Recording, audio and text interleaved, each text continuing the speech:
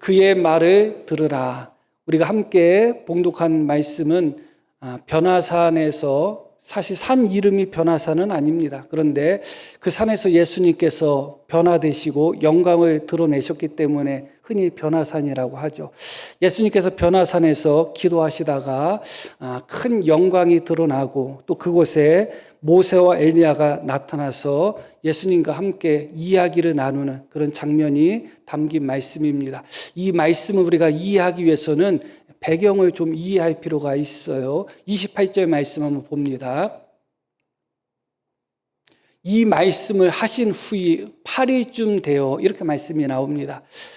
배경은 바로 이 말씀을 하신 후, 이 말씀이 배경이 되는 것입니다. 어떤 말씀을 하신 후에 8일쯤의 시간이 흘렀을까? 그것은 바로 베드로가 예수님을 주는 그리스도시요 살아계신 하나님의 아들이라는 신앙 고백을 한 바로 그 시점입니다. 예수님께서 사람들이 인자를 누구라 하느냐 이렇게 이야기도 하고 저렇게 이야기합니다. 예수님의 관심은 예수님의 제자들에게 있었습니다. 그러면 너희는 나를, 인자를 누구라 하느냐 그랬을 때 베드로가 주님은 그리스도시고 살아계신 하나님의 아들입니다. 너무나 놀라운 고백을 한 것입니다. 그리고 그 자체만으로다는 아주 거의 100점에 가까운 그런 고백을 한 것이죠. 예수님도 너무너무 기쁘셨습니다. 그런데 문제는 그렇게 베드로의 신앙 고백이 있은 후에 예수님께서 내가 메시아고 내가 살아계신 하나님의 아들이기 때문에 내가 메시아로서 우리 민족을 해방시키고 우리 민족을 세계 어떤 나라와 비교해도 비교할 수 없을 정도로 우뚝 세우겠다. 그렇게 말씀하시기를 제자들은 기대했는데 제자들의 기대와 정반대의 말씀을 하시는 거예요. 이제 얼마 안 있으면 인자가, 예수님이 장로나 서기관이나 바리새인들 같은 그런 종교 지도자들에게 심하게 고난을 당하다가 죽음을 당할 것이다. 그러고 나서 부활할 것이다. 그런 말씀을 하시는 거예요.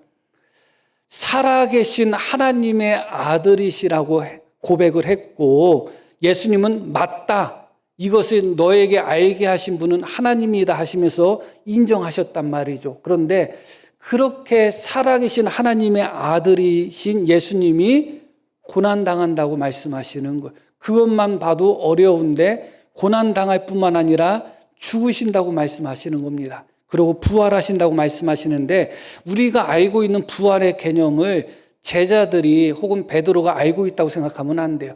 부활하신다고 할 때 그게 무슨 소리지? 그런 생각을 했을 것입니다. 아마 제자들을 포함한 베드로의 마음속에는 하나님의 아들이신 예수님이 큰 고난을 당하시고 그 예수님이 죽으신다는 그 말씀만 아마 마음속에 박혔겠죠. 그 말을 베드로는 용납할 수 없었습니다. 하나님의 아들이신데 메시아이신데 왜 고난 당하셔야 되고 왜 죽으셔야 되는가 용납할 수 없었어요. 받아들일 수가 없었어요. 그래서 절대 그럴 수 없습니다. 그런 일이 있을 수 없습니다 하면서 예수님을 마치 책망하는 것처럼 베드로가 예수님의 말씀에 그렇게 반응했죠. 우리가 아시는 바와 같이 예수님이 뭐라고 말씀하셨죠? 사탄아 너는 나를 넘어지게 하는 자다. 내가 하나님의 일을 생각하지 않고 사람의 일을 생각한다. 그러면서 예수님이 뭐라고 말씀하셨냐면 당신 자신의 십자가만 말씀하셔도 제자들이 거부 반응을 보이고 받아들이지 않았는데 예수님은 이어서 어떻게 보면 한 발짝 더 나가는 거죠. 한술 더 뜬다고 표현할 수도 있겠죠. 나만 고난당하고 나만 죽는 것이 아니라 누구든지 나를 따라오려고 하는 자는 자기를 부인하고 자기 십자가를 지고 나를 쫓아야 된다. 너희도 나의 제자라면 나를 따라올 것이라면 너희도 십자가를 지고 나를 따라야 된다. 누구든지 구원을 하고자 하는 자, 자기 목숨을 얻고자 하는 자는 잃어버릴 것이고 누구든지 나를 위해서 자기 목숨을 잃어버리는 사람, 그 사람은 얻게 될 것이다. 그렇게 말씀을 하시는 거예요. 예수님의 고난과 십자가, 죽음 그 자체만으로도 제자들에게는 큰 부담이어서 그것을 받아들이지 않았는데 예수님은 당신 자신의 고난, 당신 자신의 십자가, 당신 자신의 죽음뿐만 아니라 나를 따라오는 너희조차도 나와 똑같은 길을 걸어가야 된다는 겁니다. 너희도 나처럼 십자가를 져야 되고 너희도 나처럼 때로는 어쩌면 죽음의 순교의 제물로 바쳐져야 된다는 것입니다.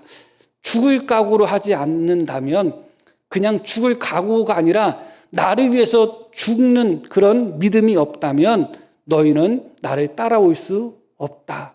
그렇게 말씀하시는 거예요. 어때요? 제자들이 그 말씀을 좀 받아들일 수 있었을까요? 받아들일 수 없었죠. 제자들이 생각했던 메시아, 제자들이 생각했던 하나님의 아들은 그런 분이 아니에요. 아마 그 순간에 여러 가지 생각들이 있었을 것입니다. 그러고 나서 일주일 정도의 시간이 흐른 거예요. 그 일주일 동안 제자들은 수많은 그런 마음속에 이런저런 고뇌도 있었을 테고 또 예수님께 묻기도 하고 예수님이 또 가르쳐 주시기도 하고 그랬겠죠. 그러나 해결이 안 됩니다. 하나님의 아들이 고난당하고 죽는다? 받아들이기가 너무 어려워요. 그리고 하나님의 아들이신 예수님, 메시아신 예수님을 따라가는 제자들도 똑같이 십자가를 지고 똑같이 때로는 죽음의 길을 걸어가야 된다? 그게 나 자신이다? 받아들이기가 어려운 거예요. 이런저런 생각을 했을 것입니다. 아마 결혼할 때 이게 진짜다, 이 남자가 진짜다, 이 여자가 진짜다 하고 결혼했는데 어느 순간 속았다고 느낄 수가 있을 거예요. 아마 제자들도 그랬을 겁니다. 내가 이럴 줄 알았으면 처음부터 예수님의 제자가 안 됐을 텐데 아마 그런 생각까지 하게 되었겠죠. 그런데 바로 오늘 말씀이 어떤 말씀이냐? 바로 그 말씀을 배경으로 하고 있는 것입니다. 이 말씀을 통해서 하나님께서 제자들에게 또 우리에게 주시고자 하는 말씀은 무엇이냐? 십자가가 끝이 아니라는 겁니다. 고난이 끝이 아니라는 겁니다. 죽음이 끝이 아니라는 것입니다. 그렇게 고난당하시고 그렇게 십자가를 지시고 그렇게 죽으신 후에는 영광의 모습으로 나타나게 된다는 것입니다. 누구든지 나를 따라오려는 자들, 자기 십자가를 지고 나를 따르는 자들은 십자가가 마지막이 아니고 십자가가 끝이 아니라 십자가 뒤에 영광이 있다는 것입니다. 그것이 바로 오늘 말씀이 우리에게 주는 가장 큰 교훈인 것입니다. 말씀이 이렇게 시작됩니다. 다시 말씀 봅니다. 이 말씀하신 후 8일쯤 되어 이제 제자들에게 이런저런 시리에 빠져 있고 이런저런 실망과 또 좌절감에 빠져 있는 제자들 또 여러 가지 두려움 속에 있는 제자들에게 십자가의 마지막은 영광이야 보여주기 위해서 8일 후쯤 되었다. 이렇게 말씀이 시작이 됩니다. 예수께서 베드로와 요한과 야고보를 데리고 12명의 제자 중에 딱 3명만 뽑으셨습니다. 그리고 기도하시러 산에 올라가셨다. 그렇게 말씀이 나옵니다. 예수님이 산에 올라가신 목적은 기도하러 올라가셨다. 혼자 기도하러 올라가시면 무서워가지고 제자 3명을 데려가셨는가? 그렇지 않죠. 그 제자들 3명도 함께 기도했으면 하는 마음으로 3명의 제자를 선택해서 높은 산으로 올라갑니다. 오늘 말씀에는 산으로만 표현되어 있지만 다른 본문에는 높은 산이라고 또 그렇게 표시되어 있죠. 어떤 산이냐 그건 중요하지 않습니다. 예수님이 산에 올라가셨다는 것 그것이 중요하고 또 중요한 것은 기도하러 올라가셨다는 것이 중요한 겁니다. 그렇게 산에 올라가셔서 예수님은 기도를 하십니다. 그런데 기도하시는 중에 놀라운 현상이 나타나요. 기도하실 때에 용모가 변화되고 그 옷이 씌어져 광채가 나더라. 이렇게 말씀이 나옵니다. 복음서마다 약간의 다르게 표현하고 있지만 주님의 용모가 변화되어서 주님에게 광채가 나타나고 있다고 이야기하고 있습니다. 너무너무 놀라운 역사가 나타난 것이죠. 주님이 기도하실 때 바로 그 역사가 나타난 것입니다. 그런데 이것과 비견할 정도로 또 놀라운 역사가 하나 나타났는데 이어지는 말씀 보니까 문득 갑자기 두 사람이 예수와 함께 말하니 갑자기 두 사람이 나타났어요. 근데 그 두 사람이 누구냐? 모세와 엘리야예요. 엘리야는 죽음을 보지 않고 승천을 했죠. 그리고 모세는 그의 시체가 어디에 있는지 아무도 찾지를 못합니다. 그런데 바로 그 두 사람 모세와 엘리야가 나타나서 예수님과 이야기를 하는 것입니다. 어떤 이야기를 하셨는가 했나? 이어지는 말씀 보면 영광 중에 나타나서 모세와 엘리야도 영광 중에 나타난 것입니다. 그냥 몸으로 그냥 우리와 똑같은 상태로 나타난 것이 아니라 영광 중에 광채 가운데 모세와 엘리야도 나타나서 장차 예수께서 예루살렘에서 별세하실 것을 이야기했다. 서로 예수님이 예루살렘에서 죽으실 것을, 근데 단어를 별세라는 단어를 사용했죠. 이 별세는 떠난다는 의미예요. 출애굽했다, 애굽을 떠났다, 애굽을 탈출했다 했을 때 그 단어가 이 단어입니다. 그러니까 장차 예수님께서 이 땅을 떠나실 것에 대해서 말을 했다. 그렇게 이야기합니다. 그런데 문제는 그렇게 예수님이 기도하는 중에 예수님의 몸이 변화되셔서 영광 중에 변화되시고 또한 그 중에 엘리야와 모세가 영광 중에 나타나서 예수님과 별세에 대해서, 그 별세는 결국은 십자가를 통한 별세고 고난과 죽음을 통한 별세잖아요. 그 별세에 대해서 말할 때 제자들은 무엇을 하고 있었는가? 이어지는 말씀이 이렇게 나오죠. 베드로와 및 함께 있는 자들이 깊이 졸았다. 그렇게 말씀이 나와요. 나중에 겟세마네 동산에서도 또 습관에 따라서 그때도 또 졸았죠. 잤죠. 예수님께서 함께 기도하시기 위하여 3명의 제자를 선택하여 변화산 꼭대기로 올라가셔서 주님은 기도하셨고, 기도하시는 중에 주님은 변화가 되셨고, 그 중에 엘리야와 모세가 영광 중에 나타나서 장차 있을 별세에 대해서 너무 놀라운 비밀을 말씀하고 있는 거거든요. 그렇게 이야기를 나누는 동안 제자들은 깊이 잠을 자고 있었다. 그렇게 말씀이 나와요. 그러다가 갑자기 깨어납니다. 온전히 깨어나, 완전히 깨어났다는 의미예요. 갑자기 정신이 팍 뜨는 거예요. 우리 갑자기 그럴 때가 있죠. 막 정신이 희미하다가 혹은 잠을 자고 있다가 엄청 늦었다고 생각하던 혹은 어떤 일이 딱 떠올렸을 때 정신이 확 들 때가 있어요. 아마 제자들이 그런 모습을 보인 것 같아요. 그때 제자들이 무엇을 보았는가? 예수의 영광과 및 함께 선 2사람을 보았다. 그렇게 말씀이 나옵니다. 그런데 어떻게 보면 너무 늦게 보았어요. 이어지는 말씀. 2사람이 떠날 때에 그렇게 말씀이 나오죠. 그때쯤에 정신이 들은 겁니다. 예수님이 기도하시다가 영광 중에 변화되셨을 때 정신 들은 것도 아니고 엘리야와 모세가 나타나서 장차 있을 별세에 대해서 이야기를 나눌 때도 정신을 차리지 못했습니다. 그때도 잠을 자고 있었어요. 이 3사람, 예수님과 엘리야와 모세, 이 3분은 영광 중에 빛나고 있었어요. 그럼에도 불구하고 얼마나 깊이 잠들었는지 쉽게 깨어나지 못하다가 그 2사람, 엘리야와 모세가 떠날 때쯤에 깨어난 겁니다.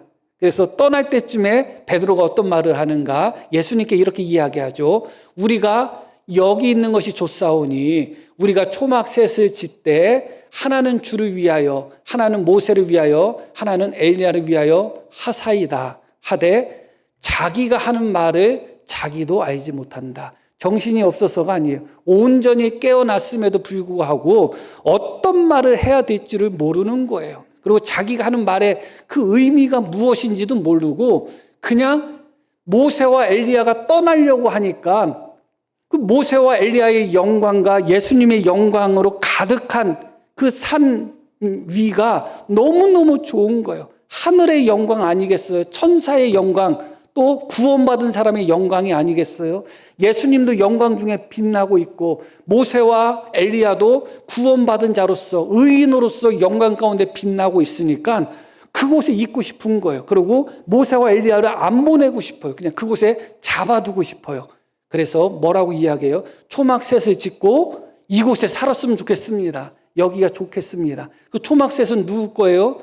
자기들 거는 없어요. 초막셋에서 나는 예수님과 같이 생활하고, 야고보는 엘리야와 같이 생활하고, 요한은 모세와 같이 생활하고, 그 개념이 아니에요. 그냥 모세를 위해서 하나, 엘리야를 위해서 하나, 예수님을 위해서 하나 그렇게 짓겠다는 거예요. 그리고 자기들은 초막에 살아도 좋고 안 살아도 좋고 그 정도로 그곳이 어떻다는 거예요? 너무 좋다는 거예요. 천국의 영광을 그냥 맛본 정도잖아요. 자기의 영광이 아니에요. 엘리야의 영광이었고 모세의 영광이었고 예수님의 영광이었지 자기 영광이 아니에요. 제자들은 이 영광과 전혀 상관이 없어요. 그럼에도 불구하고 내 영광이 아닌 상태에서 그냥 모세의 영광이 빛나고 엘리야의 영광이 빛나고 예수님의 영광이 빛나는 것만으로도 초막을 짓고 거기서 살아도 좋을 정도로 너무너무 기가 막히게 좋게 느껴지는 거예요. 그렇다면 실제로 천국은 얼마나 더 좋을까 하는 생각을 또 하게 되는 것이죠. 그런데 제가 말씀을 드렸듯이 중요한 것은 무엇이냐? 이렇게 빛나고 있는 영광이 제자들 3명과는 전혀 상관없다는 거예요. 산 위에서 지금 영광이 넘쳐나고 있지만 베드로의 영광은 전혀 없어요. 요한의 영광도 없고 야고보의 영광도 없습니다. 산 위에서 빛나고 있는 영광은 오직 예수님의 영광과 엘리야와 모세의 영광만 빛이 나고 있는 것이죠. 자기들의 영광이 아닙니다. 전혀 상관없는 영광이에요. 그런 상태에서 내 영광이 아니라 할지라도 비록 모세의 영광이고 엘리야의 영광이고 예수님의 영광이라 할지라도 내 영광이 아니라 할지라도 옆에서라도 그 영광을 누렸으면 좋겠다. 옆에서라도 그 영광을 그냥 체험했으면 좋겠다. 그 정도의 마음으로 초막셋을 짓고 우리가 여기서 살았으면 좋겠습니다. 그렇게 말을 할 때 그때 어떤 일이 벌어지는가? 이 말할 즈음에 그러니까 그 말도 다 매듭을 짓지 못했을 거예요. 그때 구름이 와서 그들을 덮었다. 그렇게 말씀이 나옵니다. 그러고 구름 속에서 어떤 소리가 납니다. 자, 이어지는 말씀. 구름 속에서 소리가 나서 이르되 이 소리는 누구의 소리죠? 예수님, 하나님 아버지의 소리입니다. 구름 속에서 소리가 나서 이르되 이는 나의 아들 곧 택함을 받은 자니 너희는 그의 말을 들으라. 이렇게 말씀이 울려 퍼지고 있는 거예요. 이는 나의 아들 곧 택함을 받은 자다. 너희는 그의 말을 들으라. 이 말씀이 마태복음 17장에서는 이렇게 표현되어 있습니다. 17장 5절.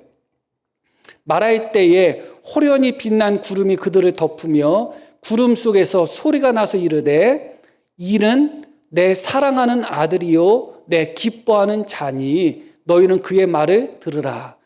똑같은 말씀인데 약간 다르죠. 이 말씀은 예수님이 세례받았을 때 하늘에서 울려 퍼졌던 말씀이에요. 내 사랑하는 아들이고 내 기뻐하는 자라는 겁니다. 제자들이 고백을 했습니다. 베드로가 대표가 되어서 고백했죠. 주님은 그리스도시고 살아계신 하나님의 아들이라고 고백을 했습니다. 그런데 그 살아계신 하나님의 아들이 고난당하신다는 거예요. 죽으신다는 거예요. 베드로를 포함한 제자들은 받아들일 수가 없었습니다.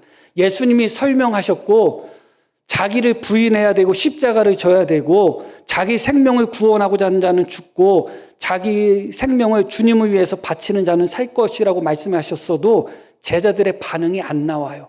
마태복음, 마가복음, 누가복음 세 복음서에 다 이 사건이 나오는데 주님이 말씀하신 것으로 끝나지 제자들이 그 어떤 반응도 안 보여요.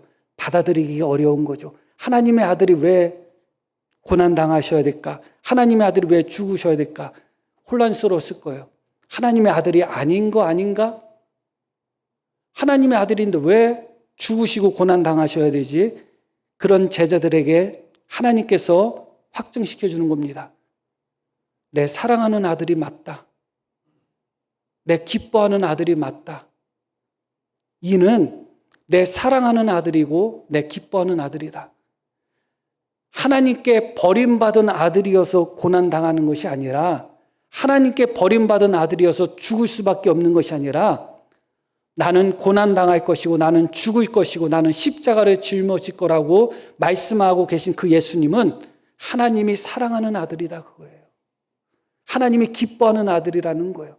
하나님께서 예수님을 기뻐하지 않아서 사랑하지 않아서 이 예수는 내 눈에 눈밖에 난 내 자식이기 때문에 내가 이 예수에게 고난을 줄 거고 시험을 줄 거고 십자가를 지게 할 거고 죽게 할 거야. 그렇게 말씀하지 않으셨어요. 십자가를 짊어지실 그 예수님은 하나님이 사랑하는 아들이었던 거예요. 우리가 생각하는 것과 너무 다르고 베드로가 생각했던 것과 너무너무 다른 거예요. 어떻게 하나님의 아들이 십자가를 질 수가 있지? 하나님이 버리신 아들인가? 어떻게 이것이 가능하지? 주님은 말씀하는 겁니다. 내 사랑하는 아들이 맞다는 겁니다. 내 기뻐하는 아들이 맞다는 겁니다. 그렇다면 내 사랑하는 아들, 내 기뻐하는 아들이 그 아들이신 예수님께서 십자가를 짊어지신다면, 고난을 당하시고 죽으신다면 우리는 어때야 될까요? 우리는 어때야 될까요? 우리가 여기서 첫 번째 기억할 것이 바로 이것입니다. 십자가를 짊어지신 예수님은 하나님의 아들이셨지만 그냥 아들이 아니라 하나님이 정말로 사랑하시고 기뻐하셨던 참 아들이셨습니다. 그 예수님이 십자가를 짊어지신 거예요. 고난을 당하신 거예요. 고난 앞에서, 십자가 앞에서 예수님의 십자가를 먼저 생각하셔야 돼요. 우리가 고난 당할 때, 때로는 십자가가 너무 무거울 때, 때로는 하나님의 사랑을 의심할 때도 있고, 때로는 내가 예수님을 잘못 믿나 그렇게 생각할 때도 있습니다. 그렇지 않습니다. 하나님이 선택하신 하나님의 참 아들이신, 기뻐하시고 사랑하시는 그 아들이신 예수님은 십자가를 짊어지는 겁니다. 그렇기 때문에 이제 더 이상 예수님에 대해서 오해할 필요가 없습니다. 왜 하나님의 아들이 십자가를 짊어져야 되지? 의문을 품을 필요도 없습니다. 하나님이 사랑하시는 아들이 맞나? 거기에 대해서도 의문을 가질 필요가 없습니다. 예수님은 하나님이 사랑하시는 아들이고 하나님이 기뻐하시는 아들입니다. 주님이 그것을 선언하시는 겁니다. 더 이상 너희 마음속에 자꾸 이런저런 생각하지 마. 예수가 십자가를 지고 죽음을 당한다고 해서 너희가 왜 하나님의 아들인 예수를 의심하고 있느냐. 내 사랑하는 아들이 맞다. 내 기뻐하는 아들이 맞다. 그러면서 뭐라고 말씀하셔요? 마태복음에도 나오고 우리 읽으신 본문에도 나오죠. 35절 봅니다. 이는 나의 아들 곧 택함 받은 자니 뭐라고 말씀이 나와요? 너희는 그의 말을 들으라. 이렇게 말씀이 나오는 겁니다. 여러 가지 의미가 여기에 담겨 있어요. 첫 번째 의미는 무엇인가? 지금 예수님이 살아계신 하나님의 아들이신데 그 예수님이 나는 죽을 거야, 나는 고난 당할 거야 했을 때 제자들은 받아들이지 않았어요. 그 예수님의 말씀을 듣지 않았어요. 무슨 소리입니까? 왜 고난 당하셔야 됩니까? 왜 죽으셔야 됩니까? 그런 일은 없습니다. 듣지를 않았어요. 예수님께 항변했습니다. 그리고 예수님께서 말씀하시죠. 나를 믿는 자, 나를 따라오려는 사람은 나뿐만 아니라 나를 따라오려는 사람들도 자기 십자가를 지고 그렇게 고난의 길을 걸어가야 돼. 제자들은 받아들이지 않았습니다. 그러나 하나님께서 말씀합니다. 내 사랑하는 자, 내 기뻐하는 아들이 맞다. 그의 말을 들어라. 너희가 받아들이기 어렵다 할지라도 그의 말을 들어라. 하나님이 사랑하시고 기뻐하는 아들이 직접 십자가를 짊어지신 겁니다. 하나님의 사랑하고 기뻐하는 아들이 직접 고난을 당하신 겁니다. 그 예수님이, 그 아들이신 예수님이 누구든지 나를 따라오려거든 자기를 부인하고 자기 십자가를 지라고 했습니다. 제자들은 받아들일 생각이 없습니다. 그 말씀에 아멘할 생각이 없습니다. 그러나 하나님이 말씀합니다. 너희는 그의 말을 들어야 된다.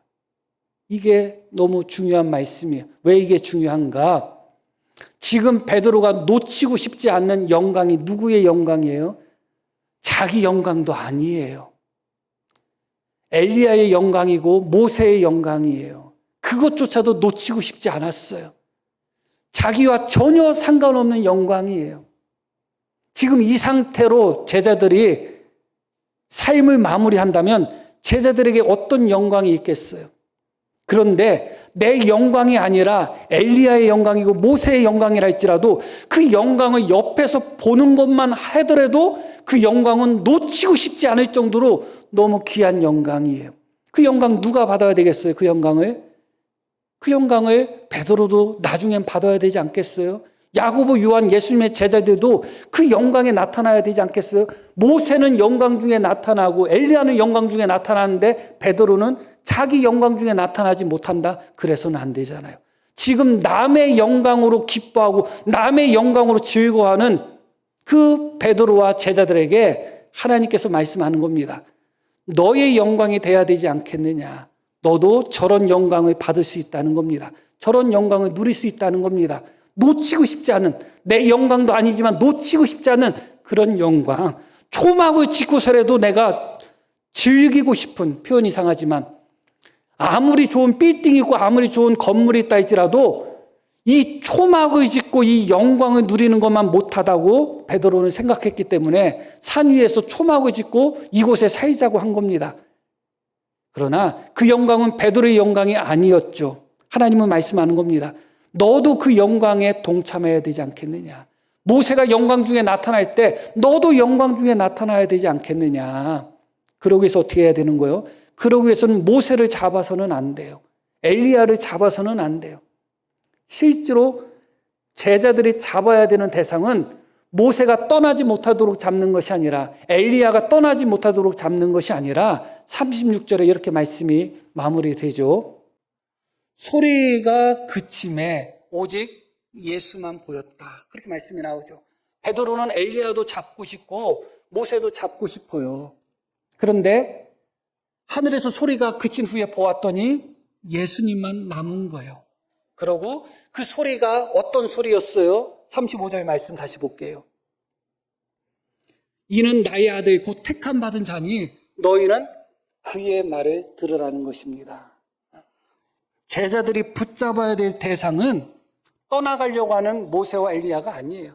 제자들이 붙잡아야 되는 영광은 떠나가려고 하는 엘리야와 모세의 영광이 아니에요. 제자들이 진짜 붙잡아야 될 대상은 누구냐? 그들과 함께 있는 예수님이에요. 예수님을 붙들어야 되는 거죠.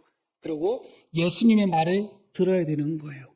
다시 말씀드리면 엘리야가 영광 중에 나타났고 모세가 영광 중에 나타났는데 그것이 그냥 엘리야의 영광으로 끝나고 모세의 영광으로 끝나는 것이 아니라 그게 베드로의 영광이 되기 위해서는 베드로는 어떻게 해야 돼요? 예수님의 말씀을 들어야 돼요. 예수님의 말씀을 들으면 베드로의 영광이 되는 거예요. 그게 우리의 영광이 되려면 어떻게 해야 돼요? 예수님의 말씀을 들어야 되는 거예요.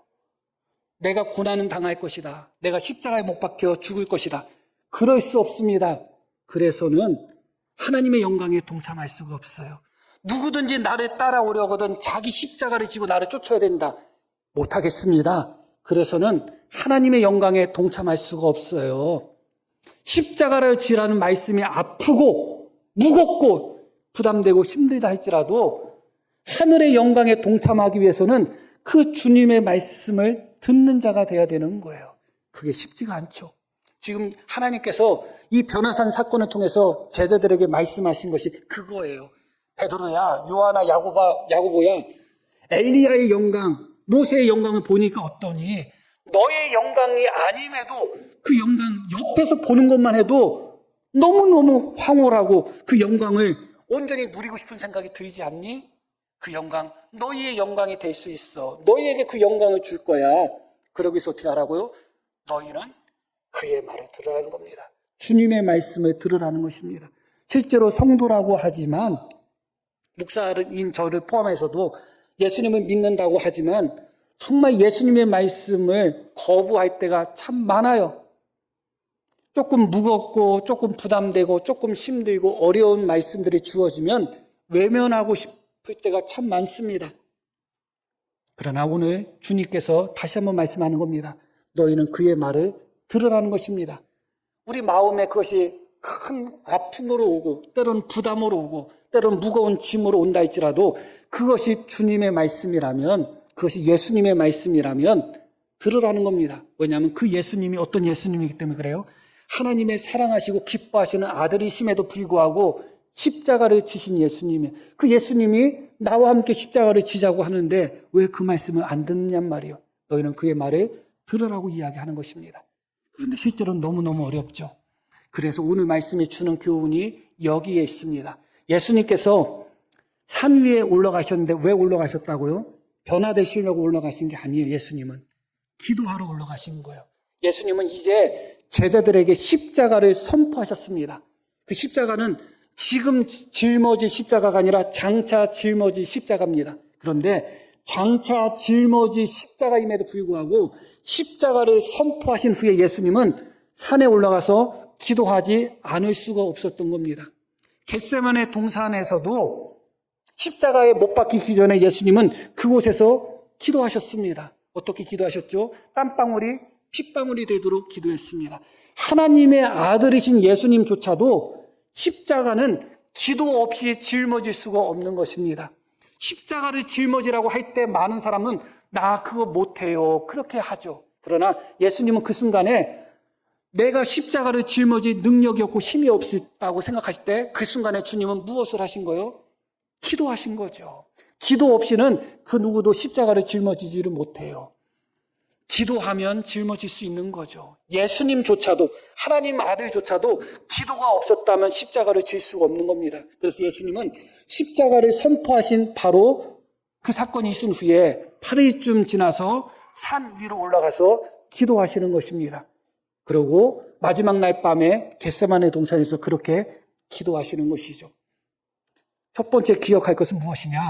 주님의 말씀에 순종하고 주님이 허락하신 십자가를 짊어지기 위해서는 어떻게 해야 된다?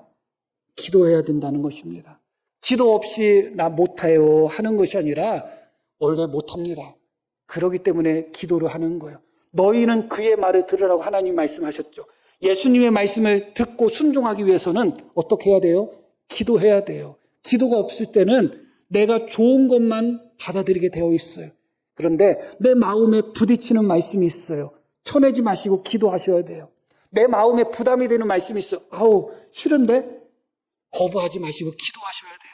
그럴 수 없습니다. 그래서는 안 됩니다가 아니라 기도해야 되는 거예요. 하나님의 말씀이 나에게 주어졌을 때 부담 없이 그 말씀이 아멘으로 순종되면 너무너무 좋죠. 그런데 실제로 부담 없이 아멘으로 순종되는 말씀은 많지 않아요. 많은 말씀이 부담이 되고 많은 말씀이 내 마음속에 거부감이 들고 받아들여지기 어려울 때가 있어요. 그때는 주여 그럴 수 없습니다 해야 되는 순간이 아니라 기도해야 되는 순간입니다. 기도해보고 안 된다는 소리를 해보시기를 바랍니다. 기도하고 못한다는 생각을 해보시기를 바랍니다.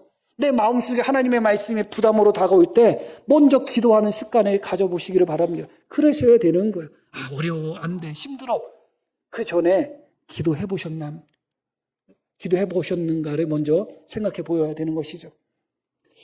예수님조차도 그렇게 마지막 순간을 기도로 보내셨다는 것 오늘 말씀 속에서도 드러나고 있습니다. 그리고 기도가 더 중요한 이유는 무엇이냐? 제자들이 살아야 될 곳은 모세와 엘리야와 예수님의 영광이 넘쳐나는 산 위에서 사는 것이 아니에요. 결국은 제자들은 어떻게 해야 돼요? 산 아래로 내려가죠. 제자들이 살 곳은 산 위가 아니에요. 언제나 하나님의 영광이 넘쳐나고 언제나 기쁨이 넘쳐나고 언제나 즐거움이 넘쳐나는 여기가 좋다고 우리는 생각해서 거기만 머물러 있으려고 하는데 그래서 어떤 분들은 기도의 맛을 보고 나니까 기도가 너무너무 좋으니까 기도만 하는 분들이 있어요. 그 자체만 즐기는 거야. 그러나 결국은 우리가 있을 곳은 산 위가 아니라 산 아래라는 것을 기억하셔야 됩니다. 예수님께서 제자들과 함께 산 아래로 내려왔습니다. 그런데 어떤 일이 벌어졌죠? 어렸을 때부터 귀신 들려서 간질이 걸린 아이가 있었는데 제자들이 밑에 있던 산 아래에 있던 제자들이 고쳐주지 못하고 그것으로 인하여 많은 논쟁들이 벌어지고 있었어요. 바로 그곳에 예수님이 내려오셨습니다. 그래서 예수님이 뭐라고 말씀하셨는가? 놀라운 말씀이에요. 41절 11장 9장 41절 예수께서 대답하여 이르시되 믿음이 없고 패역한 세대여 내가 얼마나 너희와 함께 있으며 너희에게 참으리요 내 아들을 이리로 데리고 오라. 뭐라고 말씀하셔요? 믿음이 없고 패역한 세대라고 하죠.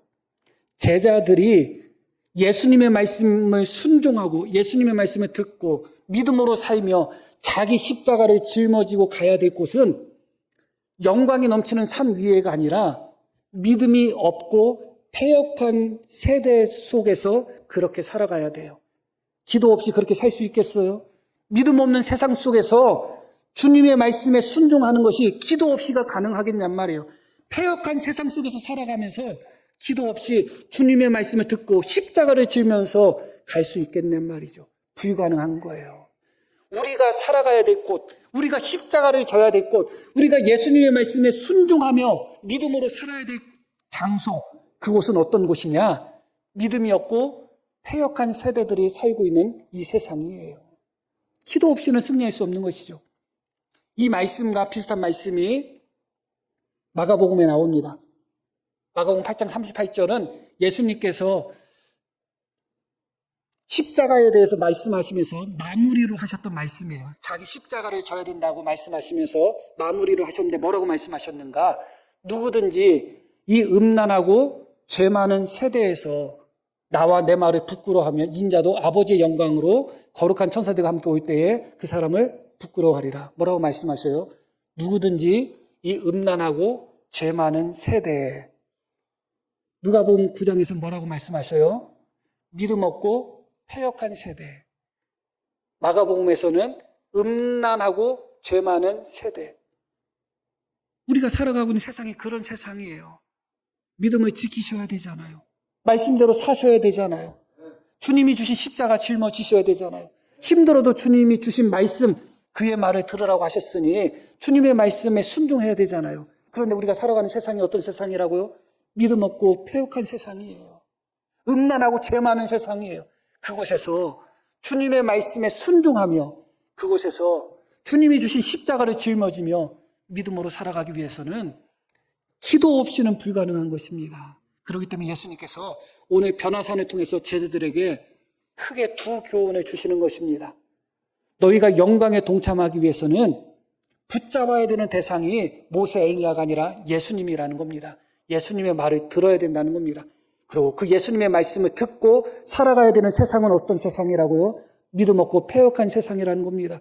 죄 많고 음란한 세상이라는 것입니다. 그곳에서 예수님의 말씀에 순종하며 믿음을 지키며 십자가를 짊어지고 가기 위해서는 어떻게 해야 된다고요? 기도해야 되는 것입니다. 우리가 다시 한번 우리 자신을 돌아보면서 내가 믿음이 부족한 것인가? 아니면 기도가 부족한 것인가? 내가 정말 헌신이 부족한 것인가? 아니면 기도가 부족한 것인가? 내가 정말 연약한 것인가? 아니면 기도가 부족한 것인가? 다시 한번 기억하며 기도로 극복해 나갈 수 있는 우리 모두가 되기를 소망합니다. 자, 우리 들으신 말씀 기억하며 함께 기도하십니다.